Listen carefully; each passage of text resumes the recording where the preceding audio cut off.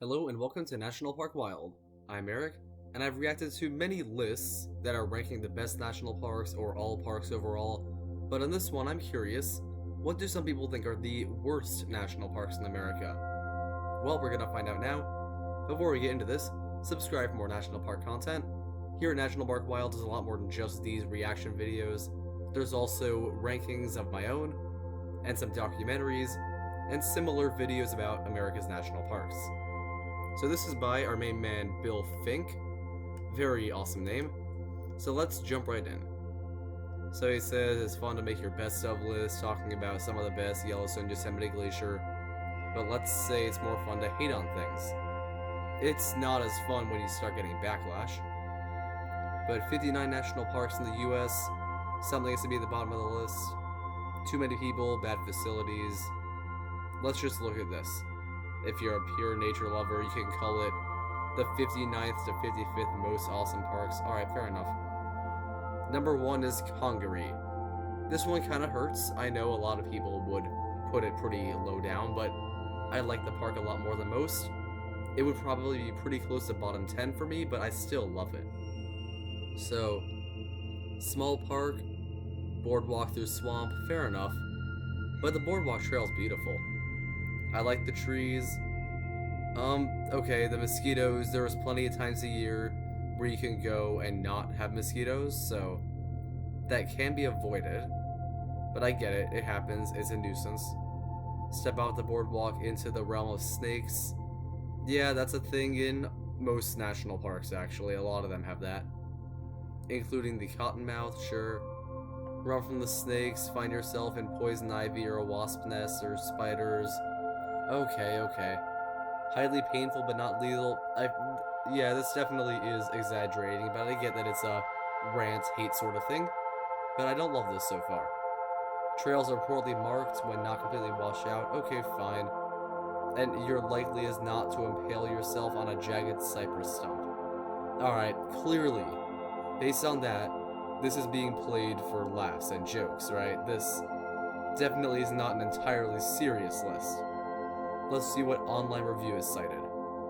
The mosquito meter was on war zone and they weren't kidding. It was awful. If you stopped, you were sworn and bitten a million times. That's a fair review, actually, and a decent assessment of the negative stuff in the park. But this whole thing about being impaled on a cypress stump is kinda hilarious. Number 2 is pretty crazy. Gates of the Arctic? I know I haven't seen all of that park, so it doesn't rank insanely high for me, but I imagine anyone who's seen a good portion of it, been able to walk around, would probably consider it one of the best. Okay. Oh, yeah, alright, so you got no roads to reach the park, no trails. Well, it's a backcountry thing, fine. In winter, there's no warmth. No one goes in winter. That's not really a fair criticism. In summer, at least, it has plenty of man-eating mammals. Okay. This guy was praising Yellowstone and Glacier, which are known for their man-eating mammals being major sites. Biting bugs, and life-sucking swamplands. No thanks, leave it for the grizzlies. I hear there aren't even any gates here. That's false advertising, man. Okay, that confirms this must be a joke sort of thing, right? If anyone knows Bill Fink, I might research him after this and put in the pinned comments who he is if I find anything, but if anyone knows the story of this article, I'm really curious. And we landed on dunes used by NASA for Mars equivalents. That sounds like quite a compliment, actually. Alright, so Badlands at number 3. I would definitely say it's not awful. It's a pretty nice park. A lot of people would say it's among the best for sure, among many people I know. For me, it's in the middle of the list of all of them, but it's great. So, hate to rag on South Dakota with 2 entries. Alright, I see what the next one is, but they're not bad as in cool, but bad as in skip it.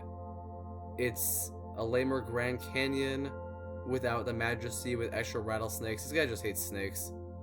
You could really get a lot of the visual effects by going to a local stream or beach, watching water swirl, and calling it sand, dirt, whatever. Alright, so a mixed grass prairie that surrounds the dusty pivot is another way for saying sad shrubbery. And pales in comparison to every other non-South Dakota Western park. Online review, that's it. It's washed out hills of 50,000-year-old mud.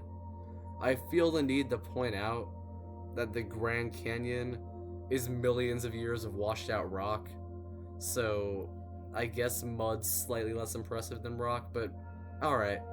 I guess that review was not as ridiculous as the others, so I can totally understand if you just didn't enjoy Badlands and thought it was unimpressive.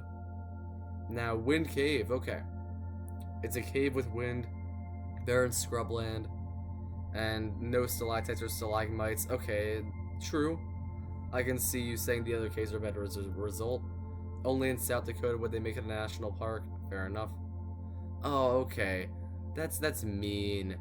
Fat dirt squirrels is your name for prairie dogs? That's cruel, man.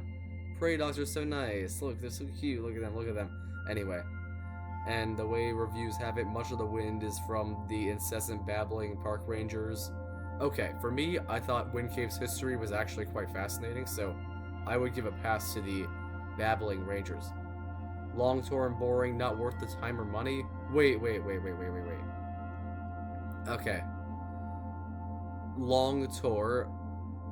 If they chose to do a long tour, I would say that's on them, whoever wrote this, whatever. Now, Death Valley. I'm assuming this person went in summer. Let's see. Heat some sand, pour it on your head, you simulated a visit. This place boasts about having the hottest temperature. Alright, fine. A Yahoo visitor said they became so delusional that he imagined he enjoyed the trip. Okay, that's definitely a person saying they enjoyed the trip and him saying it was because of the heat. As a joke. And when it's not hot, it's bitterly cold. There is middle ground. And it is pretty rocks and mountains. What else has colorful rocks? Every other national park, and you might enjoy visiting them.